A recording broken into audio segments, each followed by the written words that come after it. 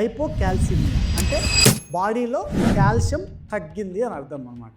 ఇప్పుడు కాల్షియం అనేది మన బాడీలో ఎక్కడ ఉంటుంది అని అంటే బోన్స్, అంటే మన బొక్కల్లో ఇంచుమించు బాడీ మొత్తం కాల్షియం 1.2 kgs బాడీ కాల్షియం వివిధ రూపాల్లో ఉంటుందన్నమాట. ఇది మిశ్రమ రూపంలో ఉంటుంది. కాల్షియం అనేది కాల్షియం లాగా ఉండదు, హైడ్రాక్సీ ఎపటైట్ అనే ఫామ్లో బోన్లో ఉంటుందన్నమాట. ఈ కాల్షియం అనేది మెయిన్గా మన కణజాలంలో సెల్యులార్ సిగ్నలింగ్ అనే దానికి ఉపయోగపడుతుంది అన్నమాట.